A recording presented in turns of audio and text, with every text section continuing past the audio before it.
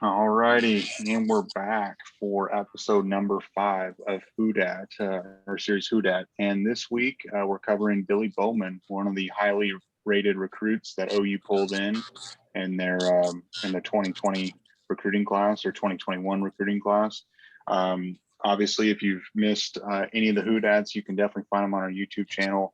Last week we went over Mike Woods, which arguably is one of the biggest transfers and the new toy that Spencer Rattler gets to pair him up with Marvin Mims, and that's a big deal. You definitely check that out if you haven't seen it.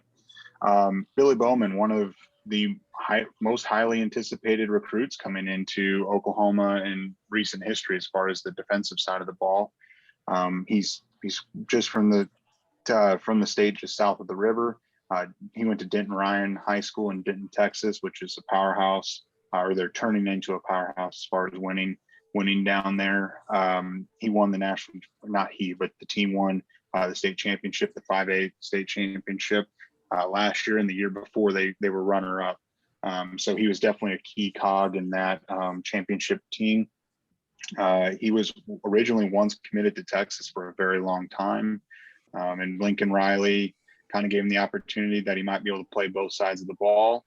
Texas wouldn't budge, and he ended up flipping. And I'm sure his girlfriend, Jada Coleman, who is now a national champion. I was say you should address her as national champion Jada Coleman. Yeah, national champion Jada Coleman probably played a role in that as well.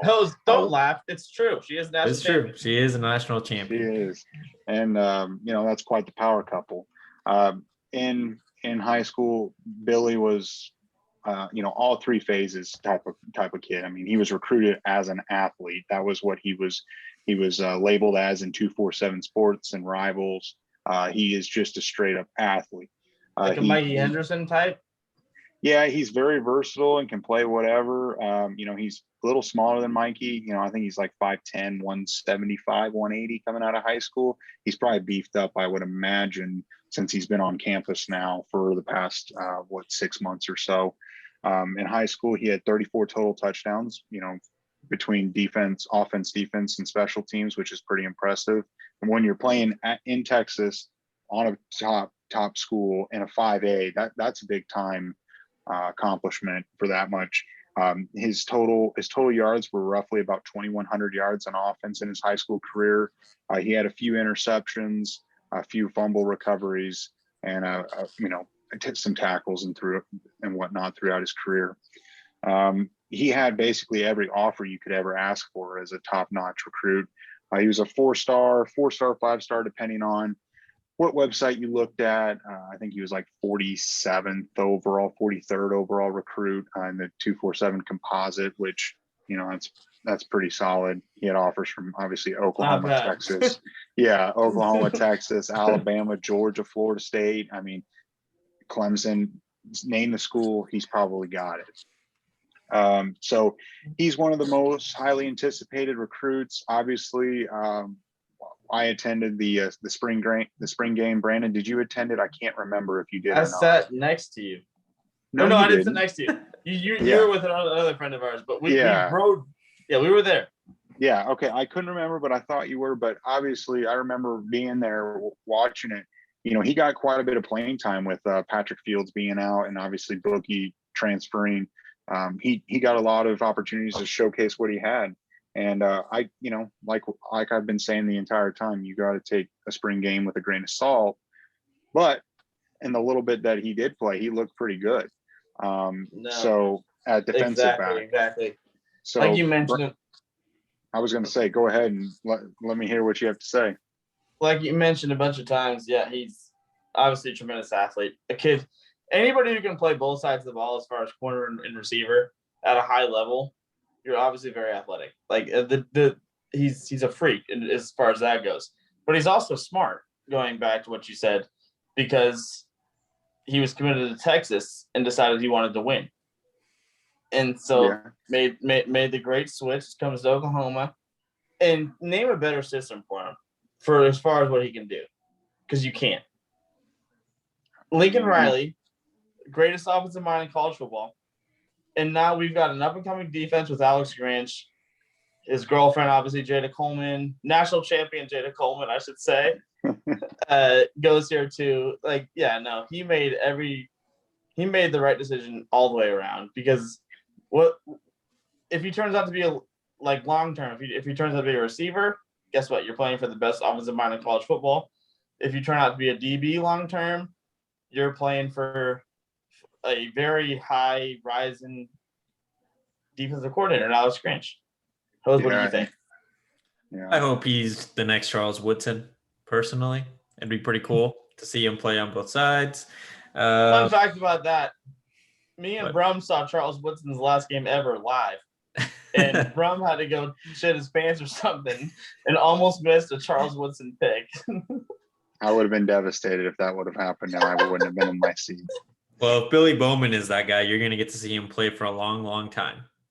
But yeah, I mean, obviously that would be the dream, that this guy can play on both sides of the ball, potentially be a Heisman winner one day. But yeah, I mean, yeah, definitely like you said, Brandon, like he picked the best system. And honestly, like he kind of avoided having to go through a weird time in Texas football with, the old head coach leaving, can't even remember his name anymore, and Sark coming in. I'm sure that there's a lot of new systems, a lot of new shit coming through that obviously would have been normal for him, but it's definitely a strange time to be in a locker room, probably, as things are flipping over to the next coach. So he has stability at Oklahoma. He's playing for, in my mind, probably the best defensive coordinator and the best program builder that we've seen, at least for one side of the ball specifically. At OU, at OU for sure. No, I think he's probably one of the best in the country overall. I would argue Venables, Grinch. But that's another thing. And then obviously also an OU guy, but Venables. But obviously on the offensive side, like you said, we've got Lincoln Riley, probably the best offensive mind, a guy that's always rumored to go to the NFL. Not probably.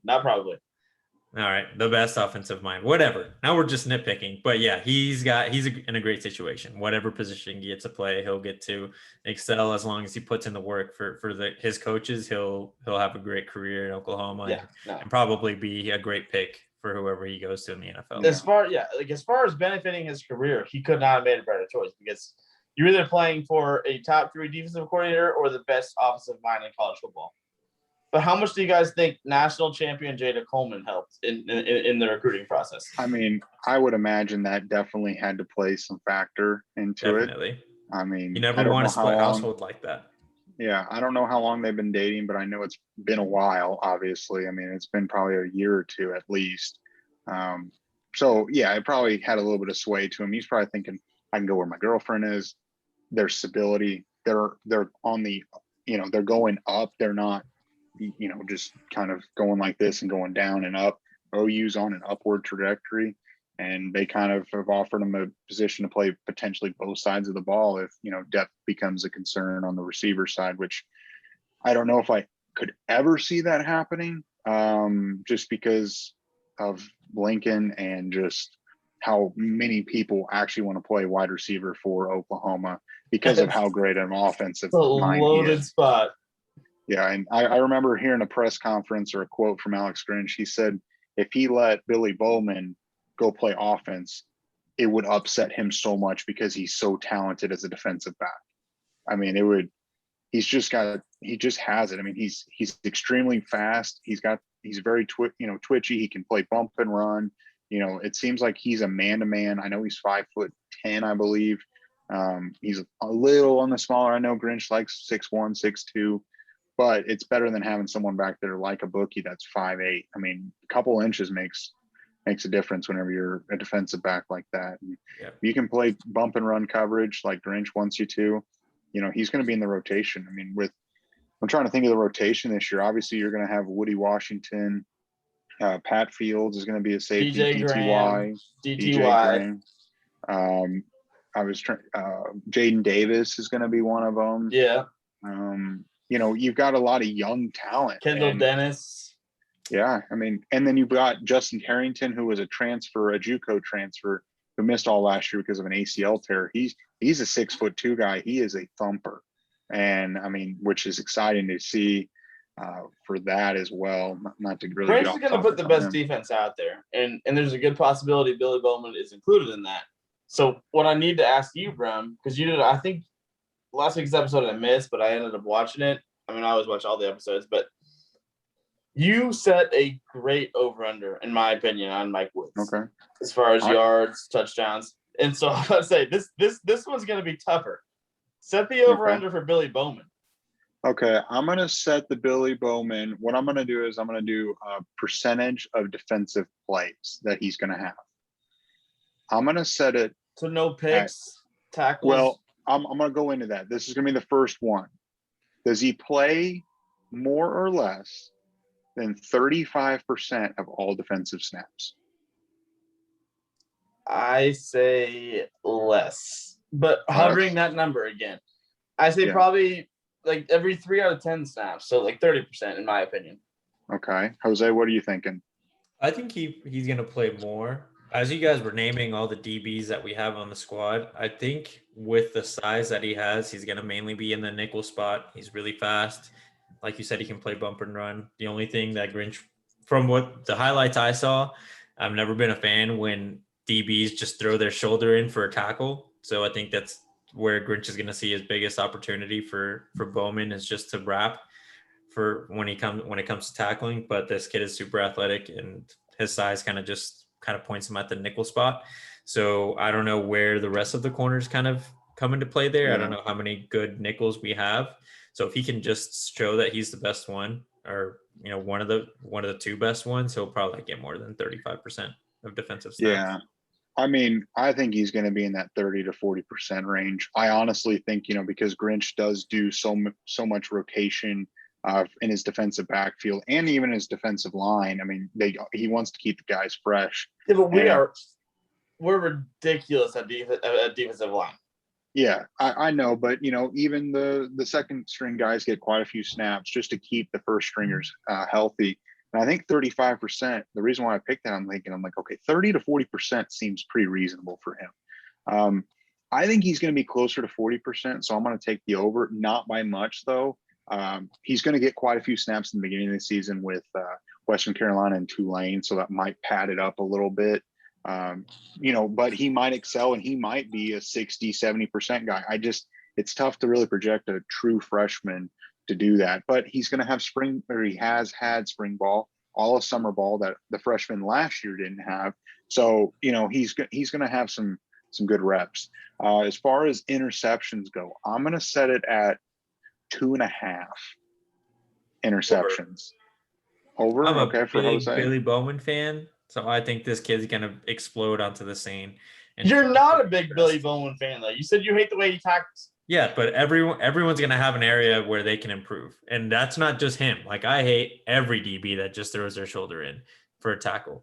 But I think this kid's going to be someone that Oklahoma is going to refer to in 5 years and have him come to spring games and recruiting events and be like, hey, see that guy in the NFL? Probably one of the best corners. Yeah, he was an OU product.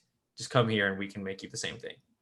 First of all, we already have one of those in my good brother Piedmont, who's going to be there. I promise you that. But I'm a huge Piedmont guy. That's Hose and Brum know that, but that's for another time. Yeah. I'm going to pick the over as well. I'm going to say 3 because, like, as you mentioned, Brum, he's going to get a lot of snaps against Tulane, Western Carolina, I think even Nebraska, games like that. And the way he's so, he's so instinctive. He's got great ball skills. I think there's no doubt in my mind he picks off a Western Carolina quarterback and then a Tulane quarterback in it. You know what I mean? So I'm picking the over at 3. I'll put him at 3 picks.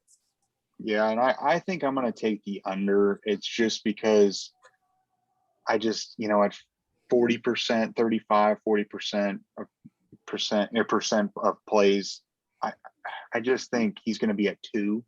It's just going to barely miss it. I feel like 2.5 was a fair line. The final one I'm going to pick is his total tackles. So, solo and, getting an assist tackle. I'm going to set it at 45 total tackles. Under. What do you think? Under as well. Okay. Because of the shoulder shit. Yeah, I don't know. I kind of think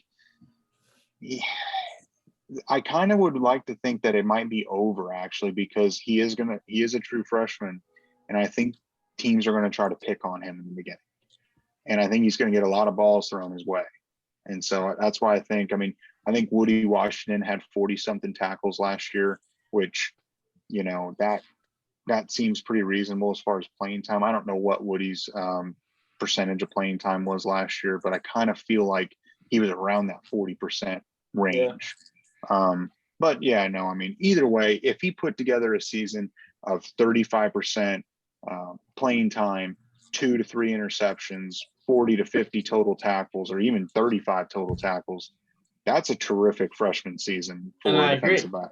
I agree. So I have one last thing, at least for me, that I want to leave with. I don't know who you guys are, but long term, forget about just year one. Long term, Billy Bowman, where do we see him? A DB his whole OU tenure? Is he going to move to receiver? Where do we see him long term throughout his OU career?